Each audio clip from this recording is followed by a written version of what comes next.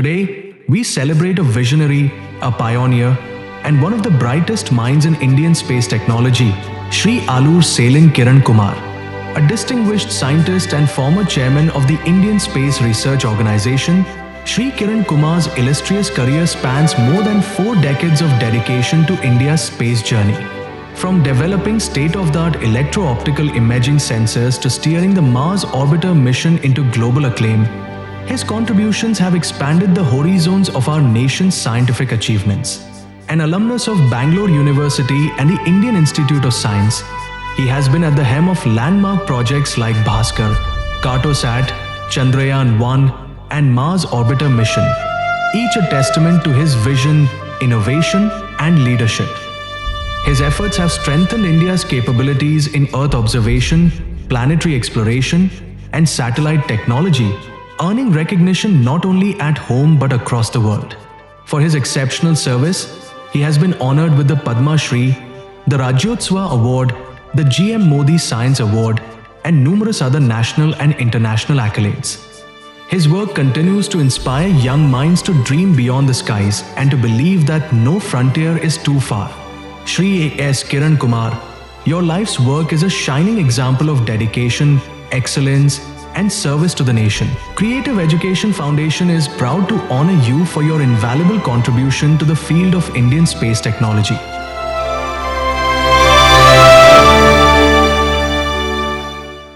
Shri Alur Selin Kiran Kumar sir is an Indian space scientist and a former chairman of the Indian Space Research Organization and the proud recipient of numerous national and international honors, including the prestigious Padma Shri Award conferred by the President of India in 2014.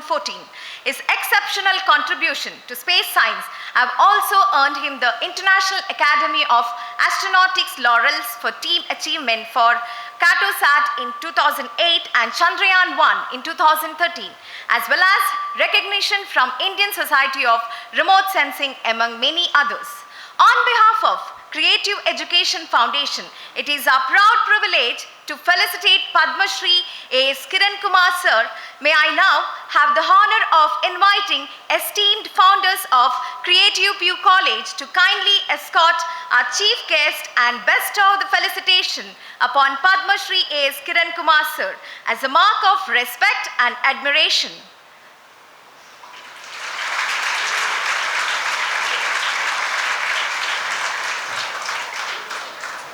A visionary leader and a distinguished scientist whose remarkable contribution have elevated India's stature in the field of space research. We offer this token of respect and admiration as a symbol of gratitude for gracing this occasion with his inspiring presence.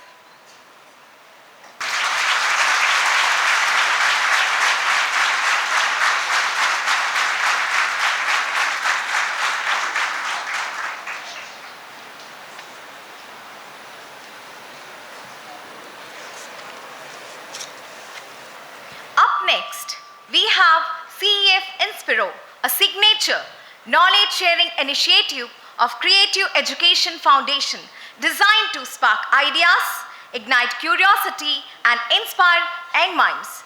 Today's special session is titled From Classroom to Cosmos, Science, Youth, and Nation Building, and will be delivered by none other than our chief guest Padma Shri A.S. Kiran Kumar sir, a visionary who has taken Indian space journey to the greater heights.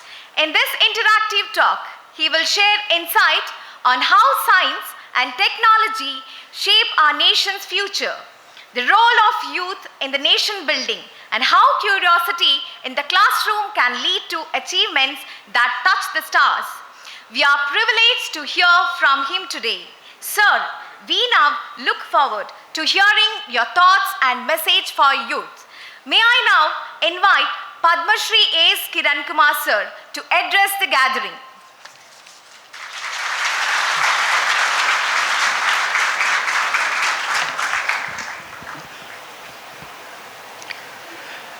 Good morning to all of you. Good morning, sir.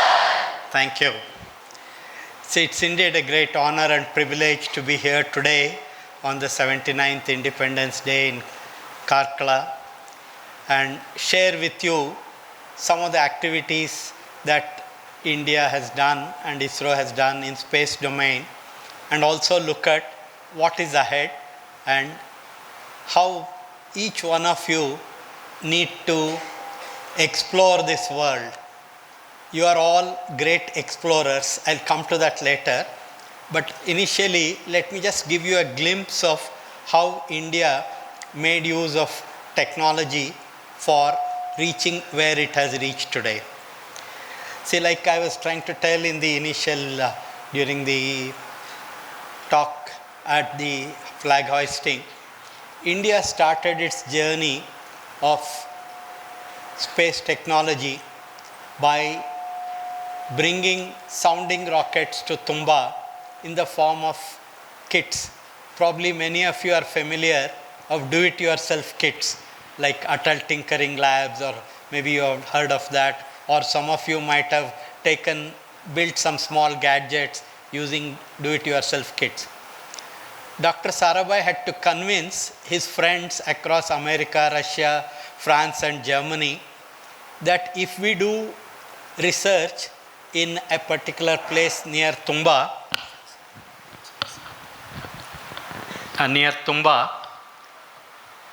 the Thumba has a uniqueness because geomagnetic equator runs very close to that. So he could convince his friends that if we do upper atmospheric research there, it will be beneficial for the scientific community.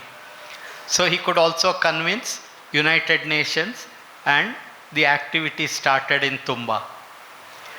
And for doing that, actually, he had to convince the fishermen in that beach to tell them, you vacate this place and allow us to conduct these experiments.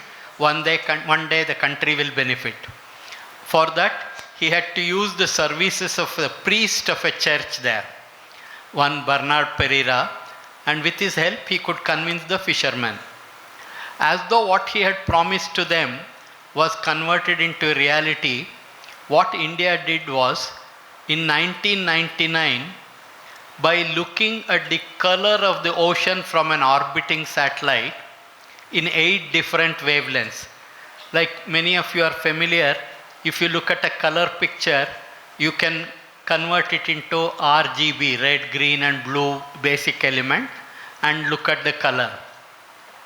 But what we were doing from satellite was in 8 different colors, look at the ocean, and from that identify chlorophyll, and through that the food chain of the fish, it was possible to tell where in the ocean, if the fisherman goes, he can catch the fish. In Hyderabad, there is a center called Indian National Center for Ocean Information System. Through them, this information was being disseminated to the fishermen. India has a long coastline. You know, it's almost 11,500 kilometers long.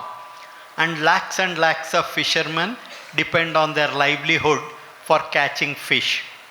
So by using this satellite-based information, it was possible to tell the fisherman where, if he goes, he is assured of a fish catch.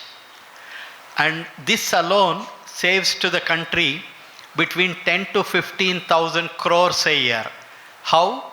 Because now the fisherman doesn't have to search where he has to catch the fish. He has to spend less fuel, petrol and diesel. So through that, he saves a lot of money. And country saves almost 10 to 15,000 crores a year. Today we have added another feature to this. You know, in a small mobile, there is what is called GPS system. That is, wherever you are, you will know your location. How does that work? Probably if somebody were to ask you, you want to invite them to your house, and they'll ask you, how do I reach your house? You will start telling, my house is near a clock tower about 100 meters. It is adjacent to one supermarket or a temple. That means you will take a reference point and tell from that reference point how far you are.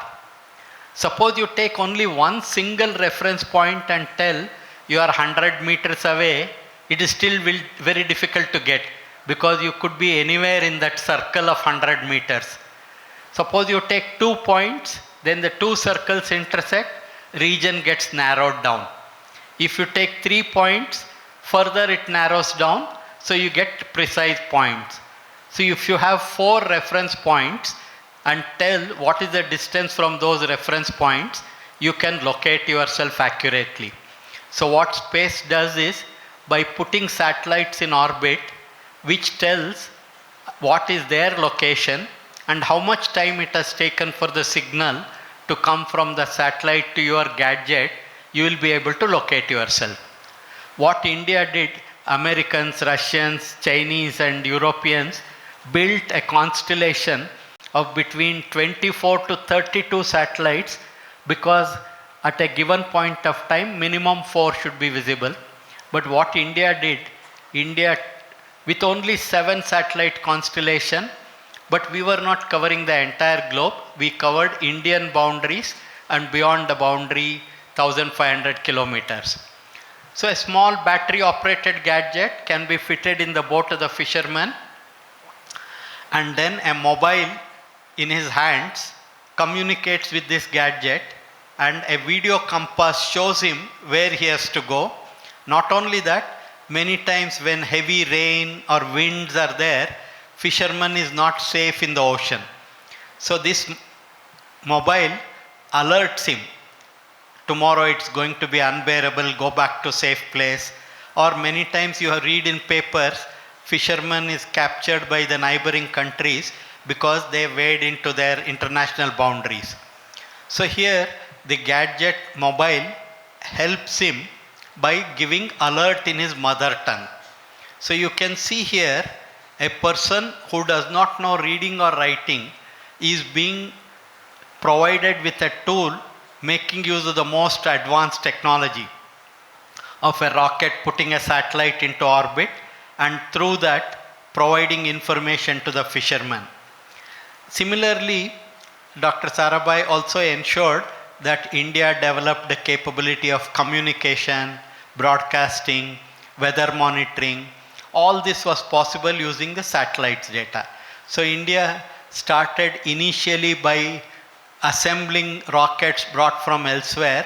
Step by step, it started building its own capability.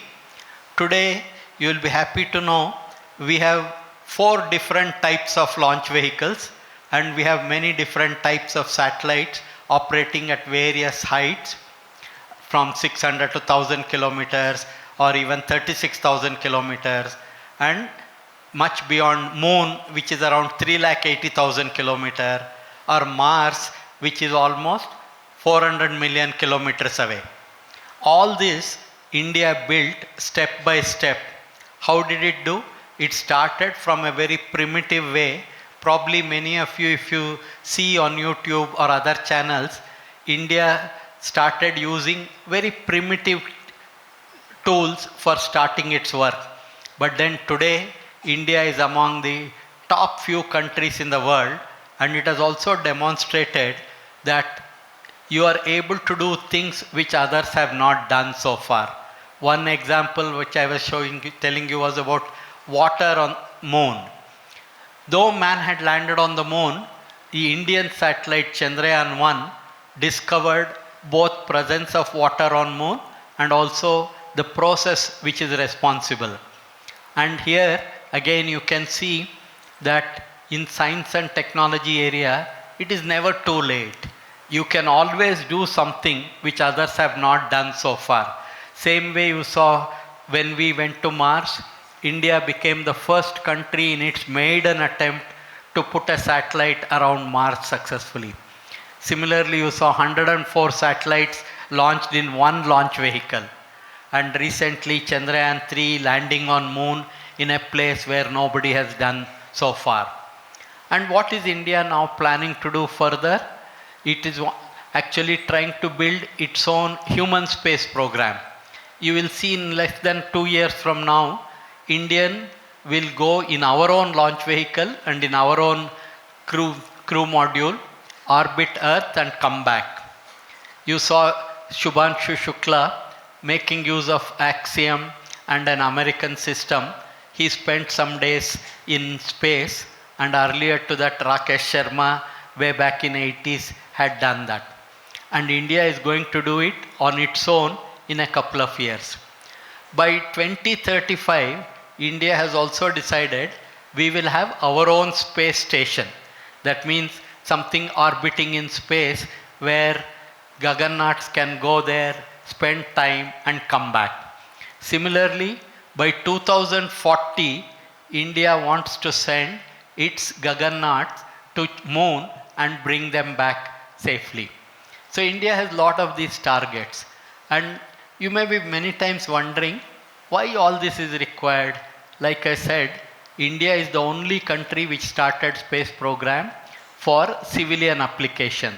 It helped India develop its capability of broadcasting, communication, weather monitoring, and also what crop is grown, what is the yield this year, where to drill a bore well, a whole lot of information. Similarly, adjacent countries or neighboring countries, what is happening there, if you have to be prepared for eventualities, making observation. If you want to look at that, an orbiting satellite gives you freedom to look at anywhere in the world. Similarly, you have also seen India has built satellites like Aditya. Aditya is where you are looking at sun.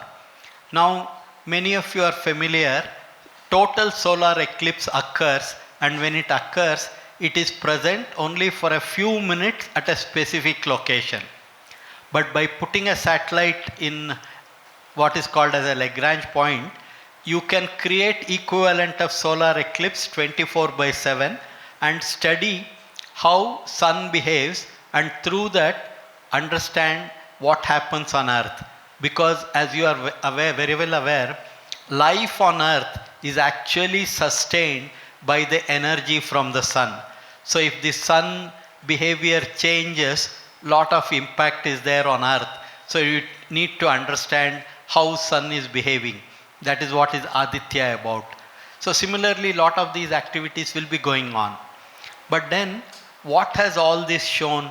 It has shown that India, which started after independence in a position where it was struggling to provide food, shelter and education to its citizens, has reached the fourth largest economy and is trying to build its capability through science and technology to reach higher and higher positions, all of it to provide better living conditions for its citizens. And if you look at in this sense, the science and technology is the way to go, because it is only with these technological tools that we can provide facilities to a large number of people. So India is making use of this capability of space technology. Now I'll come to something little more fundamental and basics. Say, like for example, why did anybody want to go to moon or Mars? Probably you have heard of a narrative which says the human nature is such that if there is something, they want to do it. Somebody was asking Ten Singh, why did you climb Mount Everest? He says, I climbed it because it is there. So there is a top point. I want to be the person reaching the topmost. Similarly, few years back, there was an young Indian, about 23-year-old. He wanted to take a jump from 43 kilometers height because somebody else had done at 41 kilometers. He said, I want to outbeat him and do. Similarly, moon, man wanted to go to moon because it is there. That means it is a human tendency to do things and achieve great heights. And how can it be done? It can be done only by building your own capability and your skills. In this context, how does the human system operate is what each one of you need to understand. Now I'll just try to give you some example. All of you are quite familiar with a robot? Yes. Suppose I ask somebody a question, can you tell me what is a robot? Some 4 or 5 basic elements of a robot. Can you tell me what it is? Anybody wants to take a guess? What is a robot? You can tell, no problem. You don't have to be correct. It's a question of trying to find out. Some of you have done robot actually building also, I am sure. Yes or no? Anybody has attempted? No? Okay, no problem. So let me explain. You have heard of a waiter robot? You have read about it? So what does the waiter robot do? You are sitting, you are going to a restaurant, you have sat down on a table, waiter robot comes to you, it asks you, what do you want? You ask something, I want onion uttapam. Then it says, okay, I'll bring. So it will go to the counter, it will go to the right counter where uttapam is made, it picks it on a tray, comes back and delivers it to you. Now if you look at that waiter robot, what all features it has got? It has some ability to take inputs, because whatever voice command you gave, I want onion uttapam, it heard, and then it went to the place where uttapam was being provided in the counter. That means that robot has some input elements and some actuators using which it can walk and hold the tray. That means some actuators it has got. Then there will be one controller inside that. That controller takes the sensory inputs and gives the commands to its actuator. It could be robotic arm, it could be leg, etc. And these instructions are stored in one memory.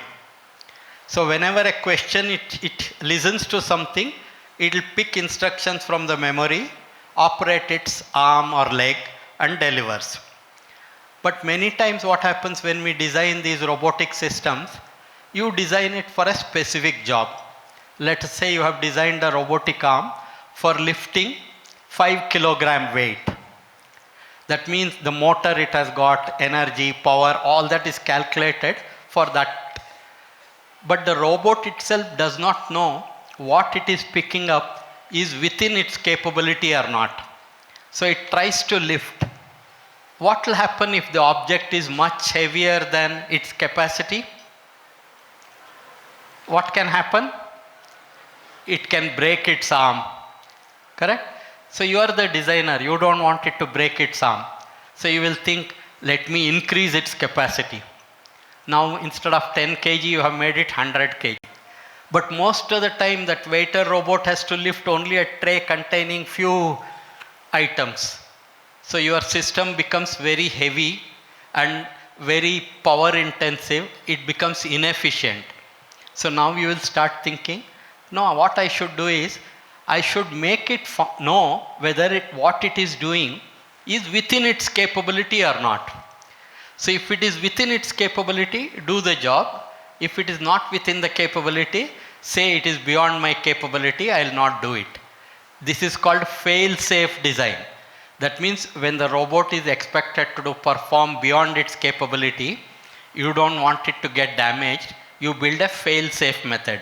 For this also you write some instructions and store in another memory. That means my robot now has 5 elements. Input sensors, actuators, controller, one memory with instruction for doing external activity, another memory which has instruction for self-preservation, self-protection, sustaining, etc. Now the problem starts. I want to ask every one of you, do you think you have these 5 elements within you? Yes, somebody said yes. Can you map them one by one? How do you get any input? What is your mechanism of taking inputs? Go ahead. How many sense organs you have? Very good. So you have sensors. Now in the robot, one item you have identified. You have 5 sensors using which you take inputs. All your inputs come through those 5 sensors. Very good. Can anybody tell what are the actuators which you have using which you are doing your work? Anybody wants to answer? Yes, go ahead. Our nervous system, like it accepts the command. No, you say again? Like our CNS, it accepts the command whatever we have Yeah, got. correct. My question is, like in the robotic arm, there is an arm, leg like that. So what do you have? We have our organs like hands and legs, Correct. same as remote. Like that, how many karmendriyas you have, you know? Sorry, sir? Like sensors, you had 5 sensors. Yeah. Like similarly, how many organs you have for this external work? 2 4. you talked about, hands and legs. 4, like 2 hands, 2 No, legs, no, and hand is 1, leg is 1, 2. okay. Anything else? And yeah, mostly these. Only these 2? Yeah. Okay, mostly. let me try somebody else. Anybody else wants to answer? You are using this every day. Anybody wants to answer? How do you communicate? How do you tell somebody? Through your voice. So there is a voice generating system within you. That is the one which helps you to tell what you want to convey.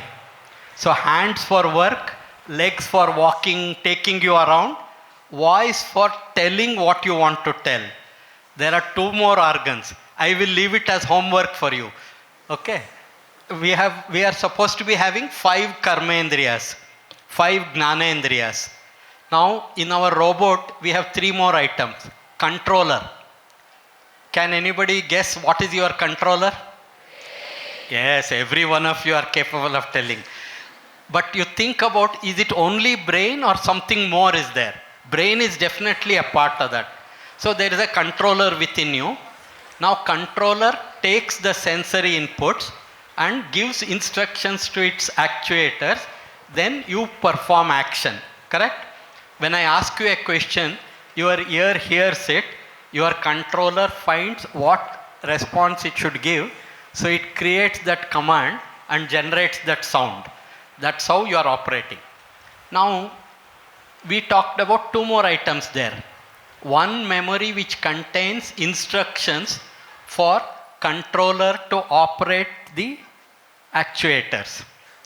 See, when you move your hand, your controller is giving instruction to this, isn't it? So where is that instruction stored? Is it inside you or outside you? Okay. So now if you start thinking about this, you will realize one memory which you keep on filling up right from the time you are a child. When you enter this world, your controller has all the 5 sensory inputs. It takes inputs. Now why do you think you learn Kannada, and the same child, if you were in Germany, you would have learned German, correct? So now can you think of why you learnt Kannada and not German? Because the sound you heard around you, it was only noise at that time. You don't know what to make out, but your controller step by step starts learning how to reproduce that sound, and you also saw people around you making sense of it, responding to that. They called this a flower, this a mic, this table. So you also started doing same thing. That means, can I say, your controller started interpreting the signals it got, started storing instructions for its operation. So you learnt your mother tongue because that was the sound you were hearing, and that was what your people around you were talking. But if you are in an environment where multiple languages are spoken, you will be able to actually learn all those multiple languages also, not only one language. That is because your controller is capable of making sense out of so many things simultaneously. So now, one memory you keep filling from the time you start learning, doing things. Similarly, if you are asked, how did you start learning to get up, walking? You might say, I saw people around me doing that. So step by step, I also started doing the same thing. So you stored all those commands in your memory, and later you started using it. Does it make sense? Does it make sense? No, doesn't make sense. So each one of you, in your controller, you are trying to build a capability of writing commands for operating your actuators and then mimicking what is happening around you and store and retrieve it and later use it. But then you will also realize in this process, there is nothing we are learning about what is happening inside us. Nobody teaches how things working inside us operate. But if your controller doesn't give a command, nothing will work. So there must be some instruction available for that. If you think a little bit, you will realize maybe you have come to this world with a memory which contains some minimum instruction set, using which you start operating initially, but then as you grow, you build up your capability and keep growing. That means now you have 5 systems, all 5 systems we have identified. You have 5 sensors, 5 actuators, a controller, one memory which you keep filling up as part of your own life experience learning, another memory which might contain some information about your self-preservation, self-protection, etc. Just to make the point clear, suppose you try and catch an insect. Will the insect easily come to your hand? It tries to escape, isn't it? So same way, if somebody tries to come and catch you, you will try to escape.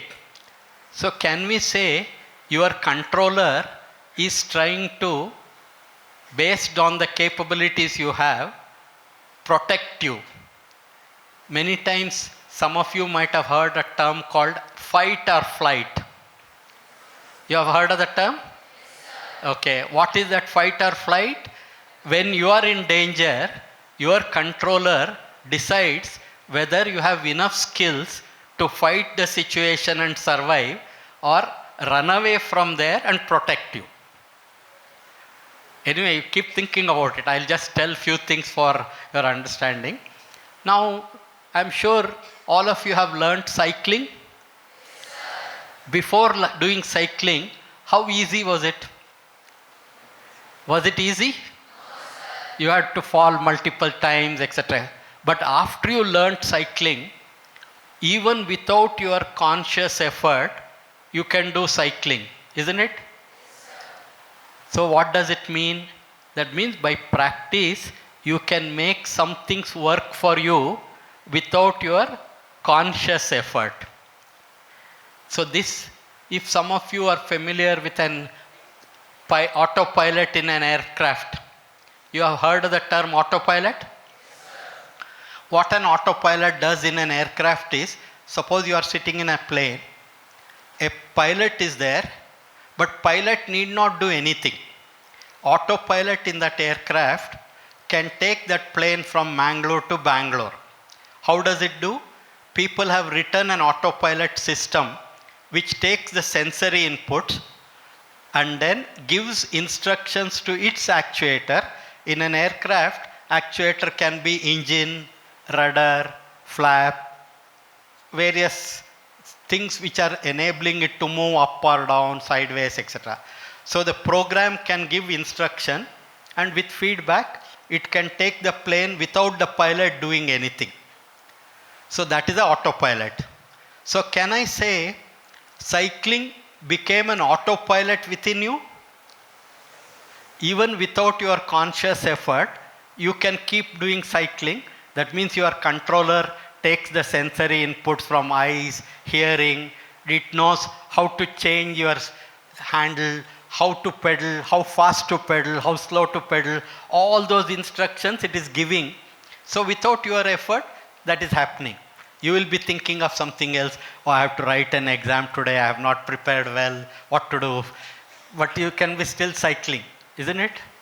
So that means you can build an autopilot within you if you put in an effort. So if you want to learn some new thing, what happens? You go through practice. You keep repeatedly doing something and make your controller go through the entire process of doing it without your consciousness coming into picture. If you want to understand this, I'll give one example. Let's say many of you are familiar with a tennis game. Okay, you are playing tennis against an opponent. He is able to hit beautiful forehand shots, winners after winners. While crossing the net, you tell him, wow, such beautiful shots you are hitting. How are you hitting such shots? So now you see two things happen. One is you have praised that person, so he feels elated. Then you asked him a question, how are you doing it? So he has to give you an answer, obligation.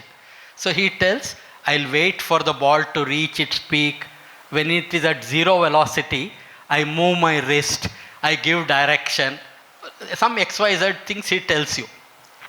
But after that, next few games, all the shots he is hitting, instead of becoming winners, they are hitting into the net or going out of court. Can you think of why that is happening? He gave an explanation to you that this is how it is happening. Whereas his internal system had perfected the job. So there is now conflict of commands. Two commands are going simultaneously to the arm. So it doesn't know what to do. So it messes up. Similarly, you will also remember many times something which you are doing very proficiently, very capably. If you are under intense observation, you make a mess of it. Because now you are conscious of that. That means things can become autopilot mode operation, it will work very well. But if you try to think about it at that time, you start messing up with that system and get into difficulty. Same thing with music, same thing with whole lot of things. But basically my point of telling you all this is only the following. Like in a robot, today, why am I talking about robot and all that?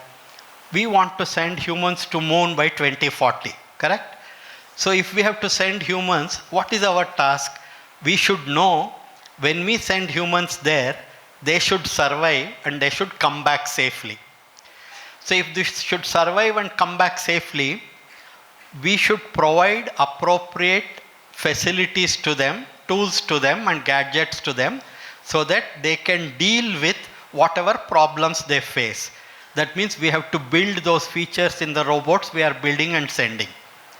Initially what happens, whatever we build is based on our knowledge today. It is inadequate, so there is a problem with the robot. So now what we are doing, we have built some feature which tells before it gets into problem, it tells what was the situation. Then if we can correct it, we will send another command and make it work. But otherwise, we have to rebuild a new system with better capabilities and send it. Even when we keep doing, we realize every time we have to send, it takes a lot of effort. You have to build a rocket, you have to spend money, send it there. Then you don't know whether it will work or not. So now you start thinking, what should I do? Then can I build a feature in that robot which enables it to think on its own, solve problems on its own? Now, any of you are able to identify what human beings are doing with AI, machine learning? They are trying to build features into the system which enables that system to learn on its own, not on the basis of what the designer has given. So one more feature is built into that.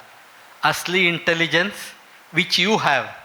Every one of you has an Asli intelligence working for you. It is doing the job right from your child as you enter this world.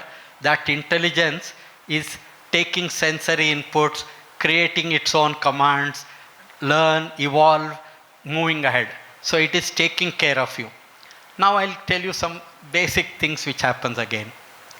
I'm sure every one of you, when you are younger, your parents or grandparents used to tell, hey, look at my child, it asks such brilliant questions.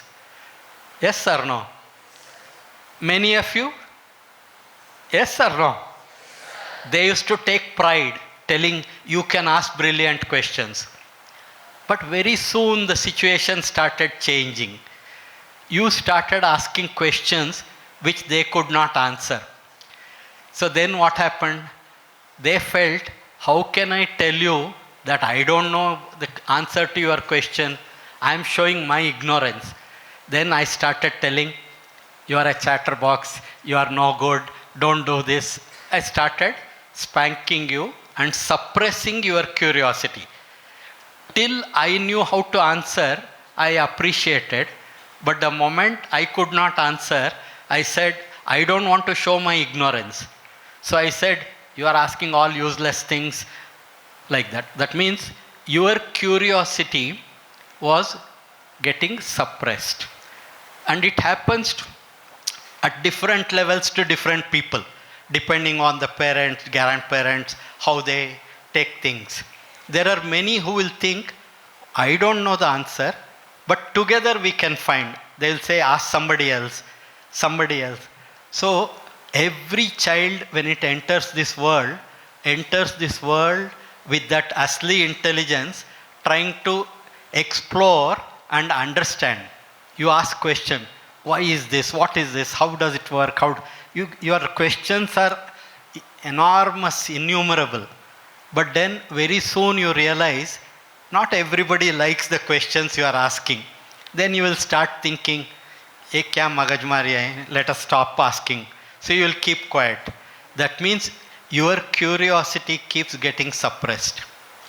But it is those who retain that curiosity and continue to find solutions to the problem are the ones who make progress. For example, Sir C.V. Raman, you have heard of? And he was having many problems. He wanted to find out why sky is blue and nobody was answering. So finally he found the answer himself. Similarly, Mary Curie, you have heard of? So she also similar way.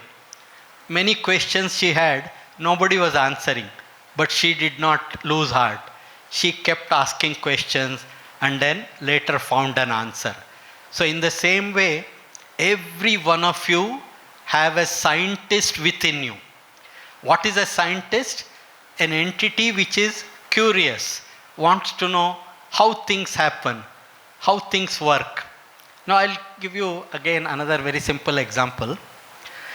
Way back in the human life, initially humans encountered much bigger animals, correct? They were not able to fight with them. Their strength was inadequate. So what did they do at that time? Anybody wants to answer? What did humans do when their own physical strength was not adequate to deal with bigger animals? They started building tools to Correct. do this same What thing. was the first tool? A spear or dagger, something like that. Even before that. Stones. They use stones. That means he's simply looking around, observing there are some hard substance, much harder than his hand. He took that, hit the animal, then he realized, I can do an impact. Then he made that stone sharper and then hit that. So then, like you said, a stick, you can fight from a distance. Then make that stick one end sharp, throw it from a distance. Make that stick, convert it into bow and arrow. So you can use. That means progressively he enabled using tools, activities which he could not do with his own body. Similarly, suppose, you can sit down. Suppose I ask a question, how much distance can you travel in 1 hour? How many kilometers? Anybody? How many kilometers can you walk in 1 hour? 100? 10? 5? Okay, some number around 3 to 5 say. But do you see around you other life forms moving much faster than you? Any example? Okay, lot of animals are there which move faster than you. So what did humans do? Domesticated them, started riding them so that he can move much farther than what his legs could carry. Similarly, you saw birds flying. So what have you done today? You have built planes, rockets, and going far away. So you see, everything what human is doing, observing nature, trying to mimic that function by building tools with what is available around him. So in the same way, if you look at wheel, can anybody guess how you could have hit upon the idea of wheel? What if you observe in nature gives you an idea that something of this shape can give you advantage? Anybody wants to make an attempt? Go ahead. Log of a tree. Yeah, correct. Give little more explanation. How? Like one time if they saw a tree which was cut, then it rolled around. No, even before cutting, it would have fallen naturally yeah, also. it would have fallen due to weather conditions. Yeah, or something. correct. See, you imagine you are sitting on a mountainous region, slopey region. Yeah. Very heavy rains and winds are there. You are simply sitting and observing. Lot of things are sliding down. Correct? Okay. Some shapes move faster than others. Yes. Spherical shapes, circular, cylindrical shapes. So that gives you an idea. Oh, Yes. if I do this, I can get. So that's how he started building wheels, animal powered, then he made steam powered, electrical engines, like that he went on. Similarly, you are looking at stars. You can sit down. You are looking at stars. You are looking at stars with your eyes. But it had its limitation. So what did humans do? Telescopes. And then later took the telescope outside the Earth's atmosphere. Why? Because atmosphere affects your observation. So same way, you wanted to see some fine things. So what did humans do? Microscope. Any different types of microscopes, you want to increase magnification. Electron microscope. Like that, many microscope. That means, similarly, if I ask you, your eye can see in what wavelength region? Anybody? What wavelength region your eye works? Can you see in the night? Can you see in darkness? That means only light, if it is present, your eyes will work. Correct? Yes, sir. But are you aware of any animals or other life forms which can see in darkness? Yeah. That means what? In nature, there are things which can look at what is happening in wavelength other than what your eye can see. So today, what has he done? What has humans done? What kind of cameras have we built? Infrared cameras, X-rays, radars. That means what is happening in nature, you are building those tools and showcasing to you. That means human ability to observe nature, understand nature is progressively increasing. How all this happened? All this happened because human being was making use of the sensors he had, observe nature, and through that process, step by step, started building tools. See, today, a lot of your physical work is reduced by machines, isn't it? Can you think of the first tool he would have come up for getting mechanical advantage, what you cannot lift in hand? Anything that comes to your mind? Somebody is saying louder. Pulley. And fulcrum, leverage. You take a stick, long stick, support it at one point, then you can use it to lift heavier things by applying a little force. That means mechanical advantage, pulleys, and then today you have built machines which can do hundreds of people's or even thousands of people's job at a time. For example, you have seen road laying, etc. So initially he reduced all his physical labor by building tools. So what is the next after physical? Intellectual capability. So what was the first tool which helped him reduce his intellectual work? Anybody wants to take a guess? Obviously something you are aware of. You are using it every day now. Calculators. Yeah. What first was a mechanical calculator? And even before that, abacus. So like that, he started using tools for doing a job which he could have done with his controller. Today you have moved to a level where from simple calculator to it has become highly powerful, high performance computers, or actually we have reached a stage where digital electronics is no longer sufficient. We are going into quantum technology. You have heard of quantum technology? Anyway, all of you will have to become proficient in quantum technology because digital technology has already had its limit.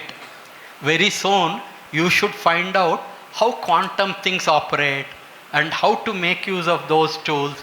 Not only that, you have to start building those tools for understanding. So my point of telling you all this is the following. Each one of you is a highly evolved robotic system. You have an asli intelligence which is working for you. You have 5 sensors working for you.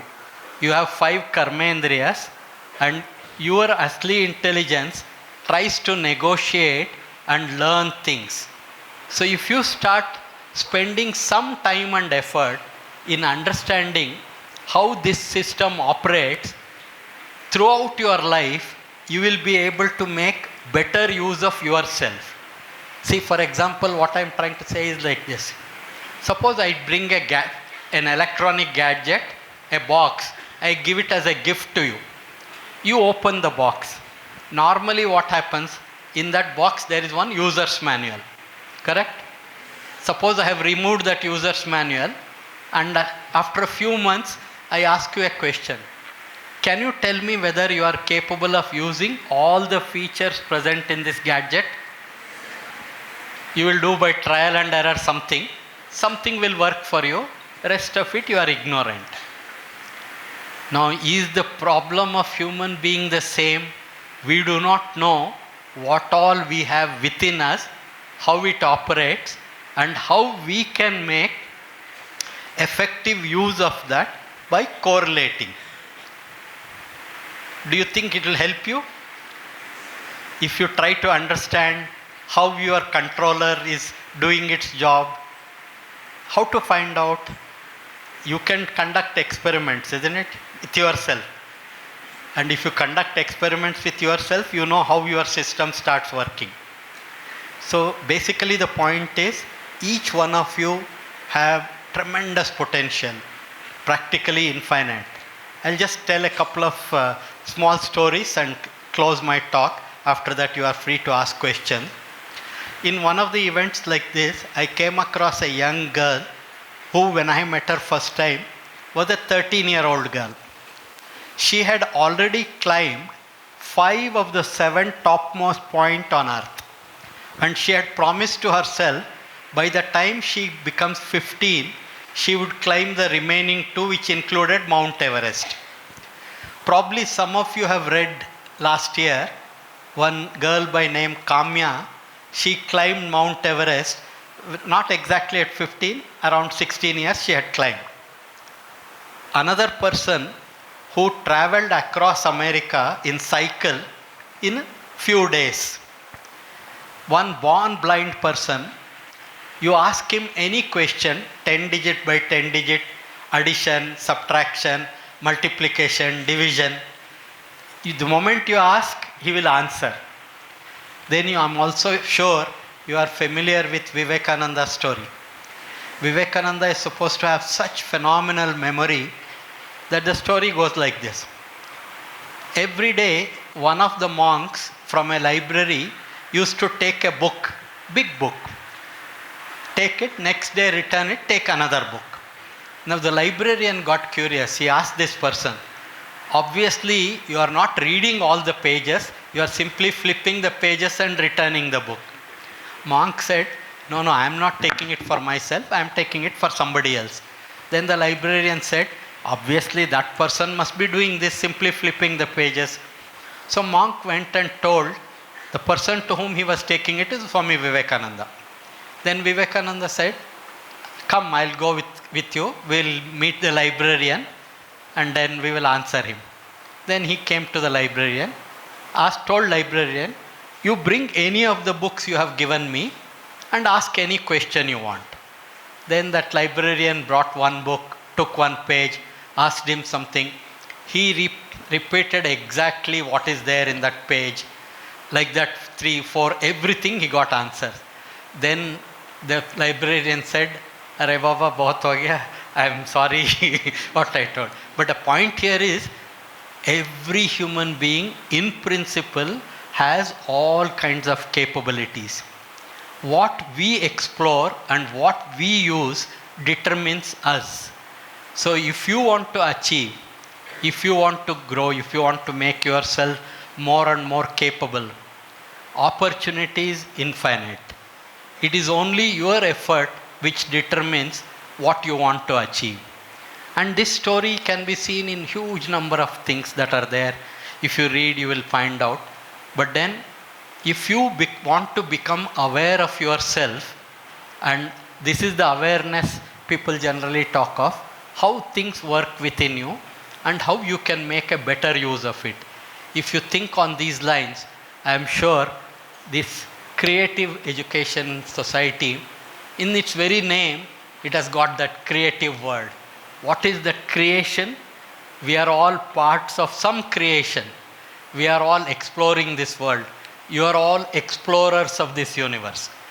You are exploring the universe with the given of 5 sensors and 5 actuators and an asli intelligence. So what you can do, you are only the limiter of that.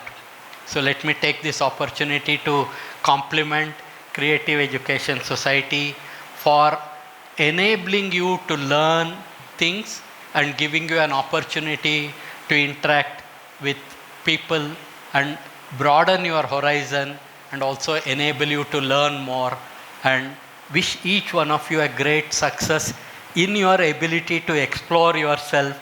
All the rest happens.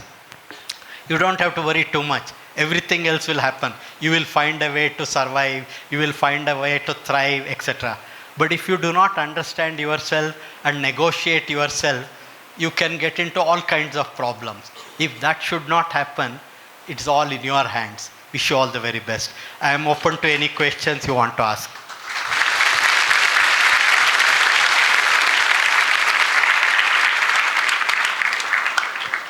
Thank you, sir, for your inspiring and thought-provoking words. Your insight have truly motivated us to dream bigger, work harder, and contribute meaningfully to our nation. We are grateful for the time and wisdom you have shared with us today. Dear students, if you have any questions, you can ask sir now. Sir, as your higher intelligence bespoke now, how do we establish the harmony between consciousness and subconsciousness that is present within us, which may enable us to reach the higher intelligence of ourselves? Yeah, see, right now what we are trying to tell, how your system is performing, what are its basic elements, if you try to understand. Now instead of trying to look at consciousness, etc., etc., suppose you start trying to understand what is happening within you whenever you respond. Now for example, suppose I ask you a question and I want you to tell me in robotic terms how you respond. What will you tell me? So firstly, I will receive the sound waves from your vocal Correct. cords, and then the sound waves will produce vibrations in our tympanum. Correct. And then further it will be processed by auditory nerves, which is in our ears, auditory system, and then it will be transferred to the CNS, which is present in our brain. Okay. Basically, the consciousness is controlled by cerebral hemisphere, and then it will be processed to our further organs, which... Okay, now I suppose I keep it simple and explain like this. Do you think it makes sense? You receive inputs, your controller has to respond. It has to respond means it has to give instructions to its actuator. Suppose a question is asked, your response will be a sound which you create which is in answer to the question. That means the sound you create should contain spectrum, etc., information in such a way that is an answer to the question you heard. Isn't it? Yes. So sensory inputs came. Controller has the task of generating instructions to its actuators. So that means now what the controller has to do, it has to convert the sensory inputs to commands. What is the process that goes on in this is the question. Now suppose I give you an answer like this. Your experience up to now, you have stored lot of information in one memory. The moment I asked you a question, your controller searched, did a quick AI ML search, that means machine learning type of thing. It searched in that memory. And in a fraction of a second, it found a match. Then it brought it up and gave commands to its voice generating system. So you responded. So does it make sense? Your controller took sensory inputs, found, searched in the memory, and then based on that created action. Yes, sir. So like that, what I am trying to say is consciousness and all other details is definitely required. But first try to understand in simple terms. See, suppose today you are writing a program or you are creating something, what would you have done? If you say, if this input has come, pick up data in this memory and put it somewhere. Some simple instructions, right? So same way your system is also operating like that. How to understand that? If you put in effort, you will definitely understand and achieve. So basic system you have is this. Try and explore. You will get better and better answers progressively. Yes, sir. But I had another question. The same controller which you were speaking of, like how do we enhance it further? Like it's every time we try to memorize something, at one go we are unable to receive it and store it in your memory. Correct. So this is where many times, for example, if you ask sports consultants or even others, they tell you visualize what you want to do. That means what you visualize generates internally your controller. Based on that visualization can identify what commands it has to generate to make it happen. So that's where probably you would have heard even Tendulkar was standing in front of an empty pitch and then holding his bat, imagining he's hitting a sixer. All that he is doing is he is visualizing. So his controller identifies how to translate that visualization into action. Our problem is between what we are doing consciously to what our controller is able to do, there is a small mismatch. That's where when you practice and make it perfect, practice makes it perfect because your controller goes through that repetitive process and has found a way of doing it. But if you want to tell at that time something in addition to that, it might conflict with it. That's why you will see musicians, why they practice, keep on practicing rigorously. Same way, anything you want to learn, you want to practice, because when your system does that action, it has internally repeated it multiple times and it can do.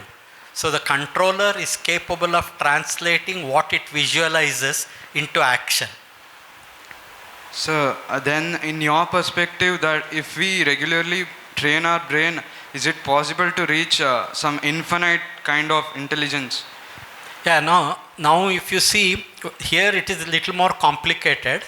You have got, like I said, 5 sensors. Any input you take can come only through these 5 sensors. Correct? Yes.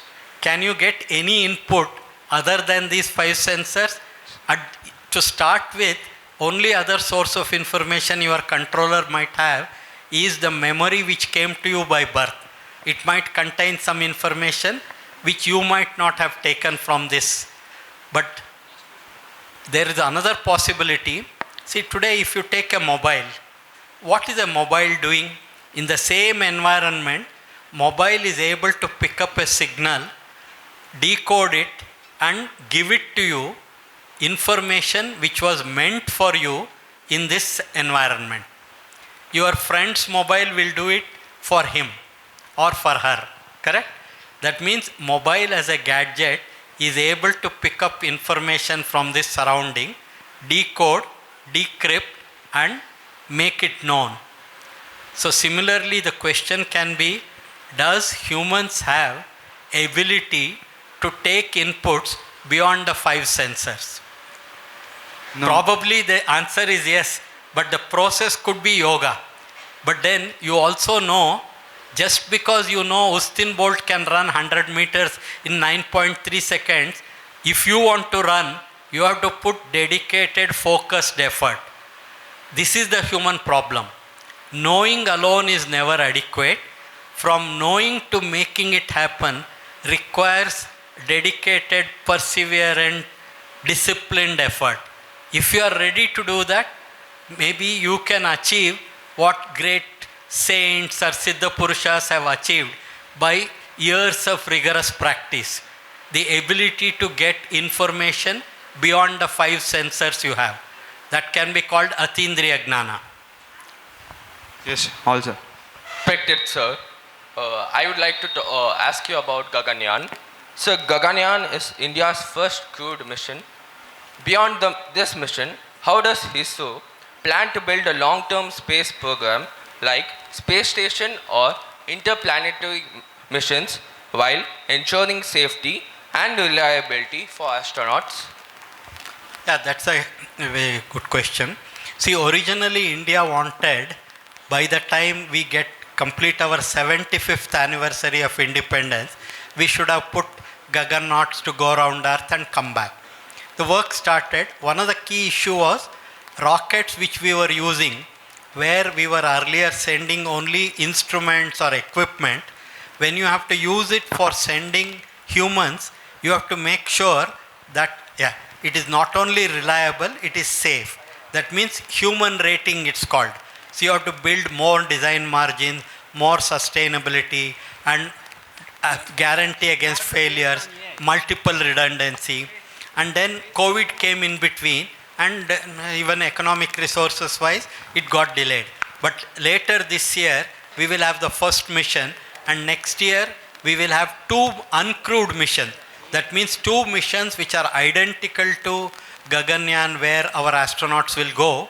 Before that 2 identical missions will be done and by 27 we will have our own Gaganyaan program carrying our Gaganauts to space. Then beyond that, already the government has decided by 2035 we will have our own space station, Bharatiya Antariksh Station. And then by 2040 we will land Indians on moon and bring them back. So for all this, progressively the work is going on in terms of landing on moon and coming back. We did Chandrayaan 3 landed Pragyan rover. Next we are doing sample return mission. That means we will pick some samples from moon and bring it back. Then we are working with Japanese for another mission called Chandrayaan 5 where in another area we will be looking for water. So like this, step by step, India is building its capability of making sure you have a reliable, fail-safe system which can take humans to space. And then on moon itself, you can, if you find that water is present there, you can convert that water into oxygen and hydrogen and use that as fuel for taking off from moon to go to further places. See, earlier when humans found other animals for riding, they had in between stopovers where they could provide to the horses food, fodder, water, etc. Same way, moon can become a stopover point for humans to go to later other places. So habitation on moon, whole lot of things like that. So this is the current plan of action. Namaste, sir. So what are the important skills that a person should have to be a space scientist? A space scientist is no different from a scientist, and a scientist is no different from you, as long as you keep keep your curiosity alive. Your curiosity of what is this, how does it work, that keeping that question and finding answers. Space science you talk of because you are looking beyond Earth, what is happening in space, how are planets there, how did they form, or what is holding them all together. So understanding about activities happening in space can be termed as space science. But otherwise, any science is basically trying to finding answers to the curiosity that you have. So you also are a great scientist, but only thing is you are not working like that. You have suppressed yourself many ways. Your curiosity, you are not allowing it to shape up and find answers. Many times when you ask questions to others, if they do not give favorable response, you might start thinking, why you take all this trouble? So you keep quiet. But if you not do that and start finding out, if X doesn't answer, ask Y. If Y doesn't answer, ask Z. If nobody answers, find yourself. That is the research. And that is how things move. Today, one of the things human being is trying to do is create life from non-living material. That is the activity which is pursuing, which is going on in all spheres. And if you look at today's progress, lot of things are happening. But anyway, the answer can go on and go on. But basically your point is, space scientist is like any other scientist, a person who is interested in understanding how things are happening in space.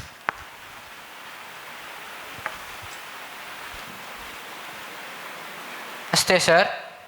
Even though we can't travel far in space, how photographs of different galaxies and black holes are captured? See, like I was trying to tell you earlier, your eye is also a sensor. Today, you are able to see through your eye. When you found that it was inadequate, you built a telescope operating in different wavelengths. That means, if you collect signal, your sensor will work. Now suppose I keep on reducing the light in this room. Your ability to sense keeps coming down. So what do they do at that time? Make the collecting aperture bigger and bigger. So when you have a big collecting aperture, it can collect the energy and sense it. So if you want to collect signals coming from far away, it is faint, so you are building telescopes of larger aperture. For example, if you know what is the telescope aperture of James Webb telescope, 8 meters. 8 meter in diameter. So such a large telescope aperture, so it is able to collect signals from farther and farther point. So you build more and more sensitive collecting systems, you can see farther and farther in time. That is because when the thing has traveled from far away distances also, it will reach you and you can make sense out of it. So progressively building better and better tools is the way to learn more. So initially man built using his eyes, which was only a small half inch, 1 inch type of sensor. Then he built bigger telescopes. Today he has built 8 meter and taken it out of Earth. He is planning to build hundreds of meter telescopes. So like that it goes on. Jai Hind, sir.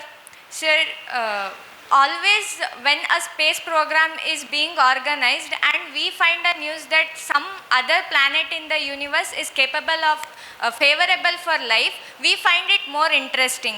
Can we initiate a space program which can again renew Earth as before it was? And if yes, if there is any source in the space that can renew Earth again, is being a youth of India, we are in a dilemma that can we go there, exploit the space and make it polluted again just to renew ourselves? Will that sense greedy or selfishness?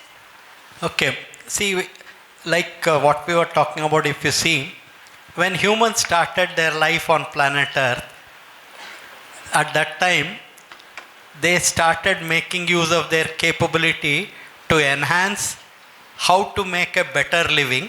So they started finding out shelters and a whole lot of things. And in that process, in the name of development, we have done so many things which apparently is creating pollution, making water not safe to drink, earth not safe to grow things, etc. You are polluting all that. But then, why you are looking for outside earth? Is there any place? You also know today that our solar system is not going to survive eternally. At some point in time, sun is going to burn out. And when that happens, earth cannot be supported. So you are looking for whether there is any other place where you can go and live. Now your question is, can you vacate people from earth and make earth actually pollution free for some time and come back and live there? Maybe it is possible. You have to think of how to do it. Only question is to transport all the people from here to somewhere else. First you have to find some place for that and then survive there for some time, then come back. Nothing is impossible, but for that step by step effort has to happen. Lot of resources are required. So those who are capable of generating such resources will pave the way for making it happen. Today, you know, Elon Musk already talks about multiplanetary species. So he is actually trying to take more than 100 people in one go to Mars. So like this, if you have some ideas of how things can be done, you need two things. One, you need to create enough resources for doing that. And then, having created that resource, come up with a viable mechanism for doing it. If you can do that, then maybe you can become a person far more capable than Elon. Sir, my thing is not vacating people from Earth. Can we find something called resource in space and we use it here if it happens? Okay. And if we use it here, will that not feel our selfishness to exploit space and make pollution over there? And we are using, for our greediness, we are using some resource in the space which we does not belong to. No. As far as you are concerned, this entire universe, you are the center of the universe. But only thing is what you are thinking is, you are also thinking about what you are doing, how it affects your fellow beings, etc. But then first and foremost is survival. Only if you survive can something happen, isn't it? If you are ending up in a situation where for your survival something is required to be done, will you do it or not? See, for example, when COVID came, only way of survival was, let us say, vaccinating all the people, inoculating all the people. Suppose that was not found and done, how many people would have died? So what should you do? Should you provide, or thinking that making this vaccination create some pollution, chemical problems, etc., should we stop? Same thing is true, for example, initially we were dependent on others for food. PL 480, probably if you ask your grandparents, they will tell. India had to depend on America for wheat, etc. But then green revolution took place in India. Today we are capable of providing all food to our population. So this is answers are not easy. Answers are problematic. First and foremost, you think about survival.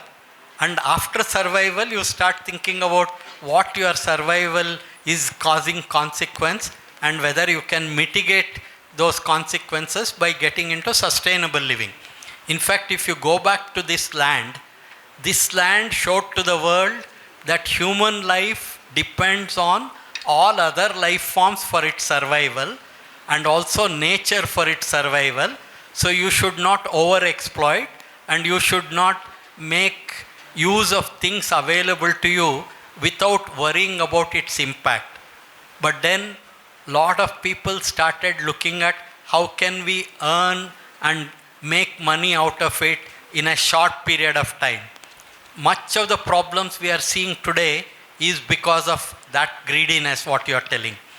I have a question regarding Chandrayaan 3. The Vikram lander and Pragyan rover were switched off for some times. and now they are not giving signals because of temperature on the surface of the moon. What is the use of Chandrayaan 3? Okay. First thing is, what is the use of Chandrayaan 3? Now, for example, you want to tomorrow use moon for going beyond.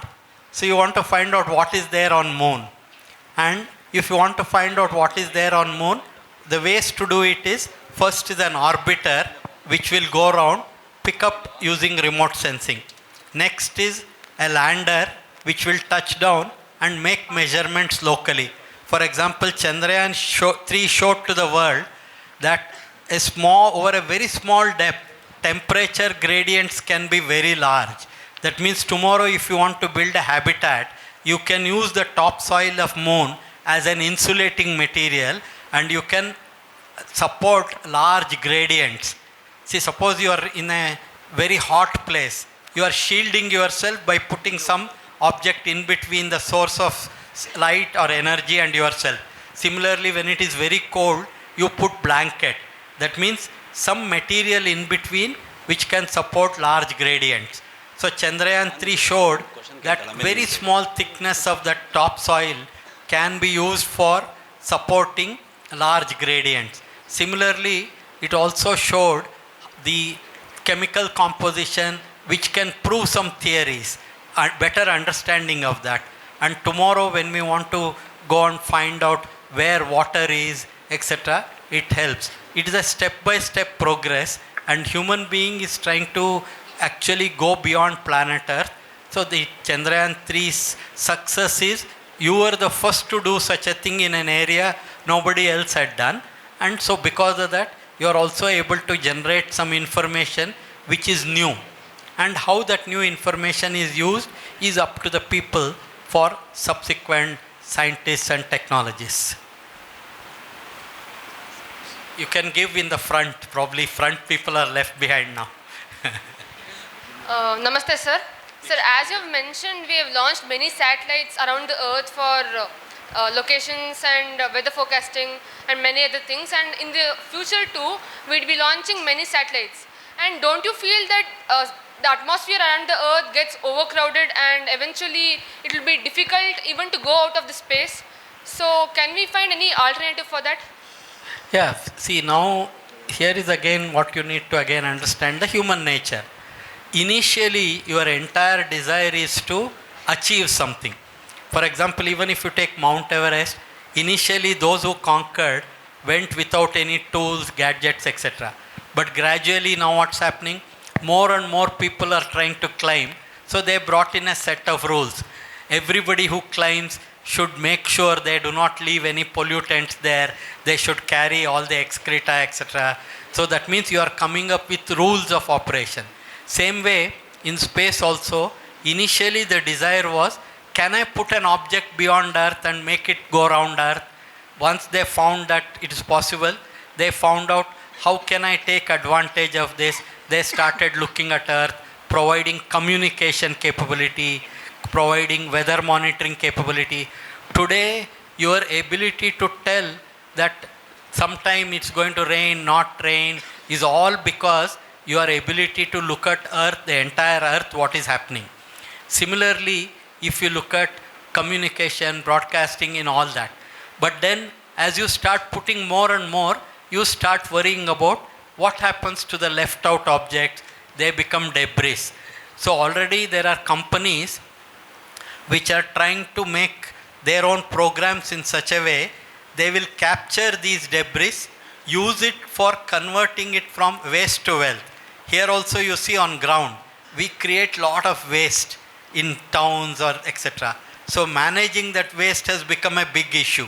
So there are now companies which are trying to make use of that waste, convert it into various other forms, like how to make use of it for road construction, etc., etc. That means another economic activity becomes viable, then that becomes operational. So there are companies which are looking at how can we pick up all these scavenge things which are there in space debris and earn livelihood on that. So like this, it is a progressively step-by-step activity. First job is to do something, then look at the consequences of what you are doing and then how to make it sustainable. That's how things are moving. Every problem that you generate, you need to create solution to that. That is actually the problem of your generation. We, in our desire to make so many things happen fast, we have created enough trouble for you. Now you have to find solution, whether it is the soil fertility or pollution or plastics. So many things are there. But then new research has to happen, new solutions have to be found, and you have to correct them. So that is the cycle by which things keep going. Good afternoon, sir. Sir, I just wanted to ask you one question. Sir, these days we have seen private space programs progressing rapidly, sir. Like Blue Origin and SpaceX. I just wanted to ask you, private space programs in India, how can we take them forward? What does ISRO and the government do to help us, and how are they profitable? Excellent question. In fact, if you see what India did, till it solved the problem of cryogenic engines, etc., till it solved the problem, only government was doing. But then, like in any other sphere of human thing, once something becomes commercially viable, private enterprise wants to take advantage of that. They can earn revenue from that. So India also decided, now we are among the top 4 or 5 countries with a technological capability of building rockets, satellites, applications, etc. So it is time for more people in the country to do this business. So what India did, it changed its policies. It brought in new rules of operation. So it set up an entity called InSpace, an entity for promoting activities in space, authorizing, etc. So InSpace, what it is doing already, it is providing help and then authorization and permission for private entities to do activity in space. Already you have seen some companies have started building rockets. Very soon you will see a private company's rocket going into space, and other private companies which are building satellites for collecting data over Earth and then serving. So InSpace is an entity which is being used for promoting space in the country. More and more private as well as academic institutions are working on that. Today we have more than maybe 300 startups working in space area, and very soon you will see private companies doing their own 3D printed engines, 3D printed rockets, satellites, application. There is a group of companies which is building a satellite constellation of 12 or more satellites to generate data. So all this is happening. Government is also keen on more and more Indians should participate. Why? Because if you have to go from 4th largest economy to topmost, space is considered as $1 trillion economy. Today, we are able to get only 2% of it. We should get at least 20 to 30%. If that has to happen, more companies have to work, they have to put in more money and then create. That is where there is tremendous opportunity for you and people like you who want to achieve something different. Then if you can build what kind of solutions and then find somebody to invest in your work and find those solutions, you can provide such activities. So India is gearing up for that. What life lessons did you learn in your ISRO journey? Repeat. What life lessons you learned in your ISRO journey? Okay, what life lessons? Yes, sir. Okay. Everything, every day is a life lesson, isn't it? See, one of the things is you can see an activity in space technology requires large number of different discipline people work together and produce a common output. If you say a rocket has thousands of parts. There is a chemical engineering, mechanical engineering, computer engineering, thermal engineering, coding, like that. There are a whole lot of activities. And then large number of small parts. Each part has to satisfactorily work. Then only rocket will go. The moment you start, within those 10 to 15 minutes, only if everything works satisfactorily, it will happen. Now there are large number of people working on that. Everybody should contribute to the best of their capability and make sure what they are doing works to 100% satisfaction. Then only success is achievable. That means you should know how to bring all the people together, make them work with each other, share their knowledge, and then learn from each other and move ahead. So generally this is the toughest part of human life. You can design a machine, make that machine work the way you want. But if you want to put two people together and make them work for a common cause, it is quite a difficult thing, because each person has his or her own idiosyncrasies, his own emotions. In spite of that, they have to go work for a common cause. This is where the difficulties of management comes. How to make large number of people stay together, work together with a purpose. Here, how you deal with failures becomes very important. Probably you have seen how it is talked about. Kalam's experience itself, if you have read in those books, Kalam himself has told, he was the project director for one of the first SLVs. First launch was a failure. When it failed, Satish Dhawan, who was the chairman, he shielded Kalam from the press, journalists. Journalists were going to ask him questions. Why, what happened, how this failed, that failed. Satish Dhawan said, you stay there, I will answer all questions, I will take responsibility. He shielded him. Next time, when the SLV succeeded, Satish Dhawan sent Kalam, you go and face the press now. You answer to them. That means you see, when there is a problem, instead of putting the blame on somebody, you own as a responsible person and then make sure, find out what the problem was, how it can be tackled, solve. That means blame game is not the right thing. Identifying the true cause of the problem and correcting it. So if you have to get into successful operations, you need to be clear about how to make many people think, sit together, share their ideas, and make them work for a common cause, and then how to deal with failures, not be carried away by failures, but persistency. Same way, Chandrayaan 2 failed. We came very close to landing, but we did not succeed.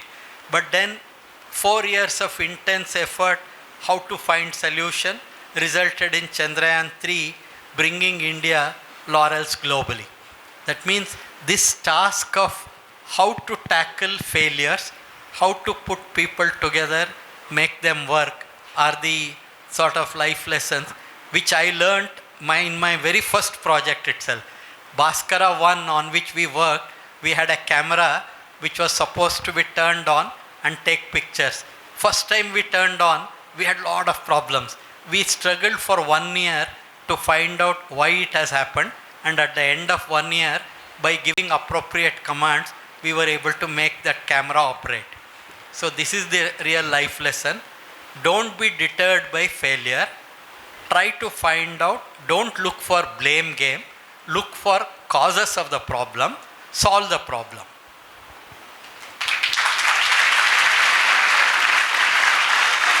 So, last one question. So my question is that how a student can increase his concentration power and how he can accumulate more positivity around him. Okay. This is a very excellent question. See, like I said, you have a controller working for you. Normally what happens, your controller has to deal with how many things? It has to keep the body intact. See, it has to maintain its temperature, all the food it takes, it has to deal with it. There is a large number of functions your processor is doing. So there is what is called real-time triggering mechanisms. Every time some input comes, your controller has to deal with that problem. So when it has to deal with many problems simultaneously, you have to prioritize. You have to give priority. Whether you should pay more attention to this, more attention to this. That means you have to frame rules of what you should give higher priority and what you should give lower priority. If you are capable of learning that process, then you will realize many times things to which you give more priority is less productive and resulting in less output.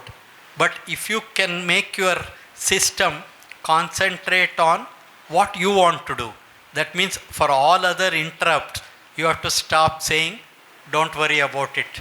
It will take care of itself. You concentrate. That means you have to try and understand how your intelligence, asli intelligence, is working within you. And what is it that you can do to help that controller concentrate on what you want to do. That is the real struggle that you have to go through. But I can assure you, if you keep attempting, if you keep finding out how your system is responding to different triggers and what triggers you can suppress, you will achieve great success. That is where, whether it is yogic practice or meditation, can also help.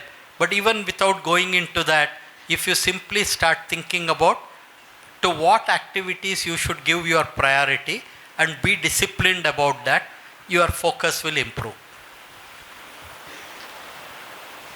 Namaste, sir. I have heard that our country has achieved many its space missions in a very low budget compared to other nations. How it had achieved its missions, sir?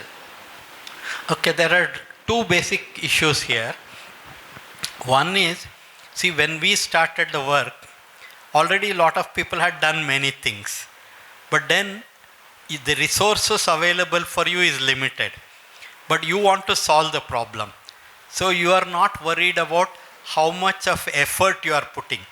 You are not putting too much priority on your own time. You are ready to work 24/7. Lot of people work like that. And then with limited resources, when you have to succeed, this is also what is called as, you have heard of a term called leapfrogging? Leapfrog. Okay, what it means is, suppose you want to jump a height. Normally what you do, a high jumper, you run from a distance, build up momentum, and you take off. The more momentum you build up, the higher you can go. But if you do not have that much length, that much land to run and jump, what can you do? Anything that reminds you what happens in nature, which can go to higher jump heights. What does a frog do? It conserves all its energy and in one go tries to go to a higher height. Same way, what India had to do, because its resource was limited, but its intellectual capacity was not limited. So it made use of whatever capacity it had and then tried to achieve what others did in less resources. So that is one. Second thing is, as you keep increasing your, let's say, standard of life, living, you want to work only 5 or 7 hours a day. So the society will start building system. If you have to do 21 hours of work, you need 3 people. One person will come and do for 7 hours, another for 7 hours, third one for 7 hours. And every one of them you have to pay for their services. If you are already in a very developed society, each person has to get a higher salary. So what one person is doing is being done by 3 persons and each of them is getting 4 to 5 times your salary. So how much it costs? So that is one of the reasons why you are able to do at a cost lower than others. It is not because what you are doing is not equal, because certain thing can happen only when the activity reaches that level. But the people who are doing, they are ready to sacrifice, work at lower cost and more time. So that's how India achieved in less time what others have achieved by what is called as leapfrogging technology. And then another thing is, suppose you already know something has been done. Your confidence of being able to do is higher or lower? If you are the first time doing something, person doing something, you have to make lot of choices, lot of trial and error. some of that also gets reduced. So some of the advantages we had earlier was this. But now when you start building, you have now become equal to others already. Many things you are going to do first time. So you may not have the same advantage that we had, but then you have intellectual capability which can overcome those problems. So if you make use of your intellectual capability, no problem is unsolvable.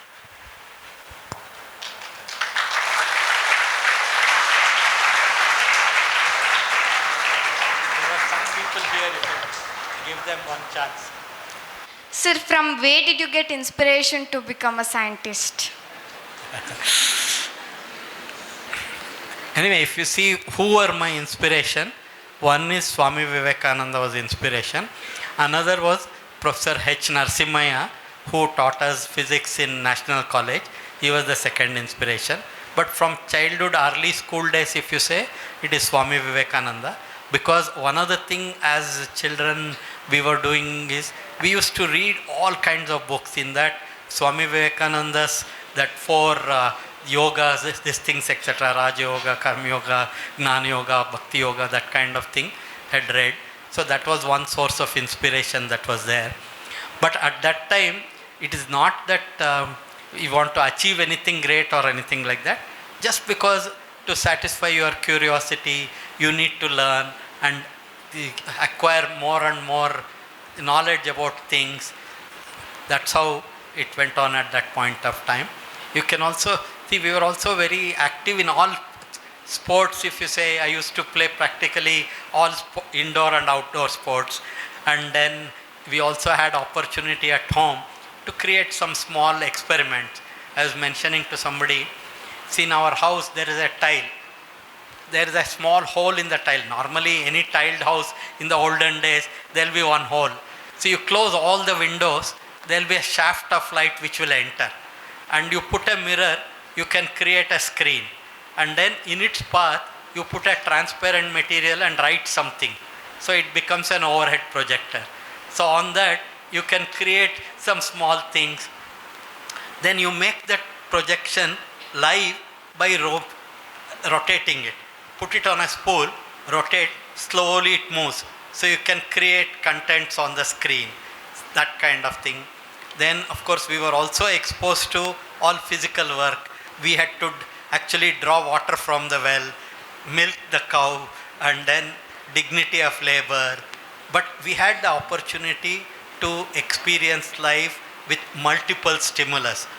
Unfortunately, as the standard of living and society grows, we give less and less exposure to children and limit their stimulus, and by limiting their stimulus, we are also limiting their ability to make the best use of themselves.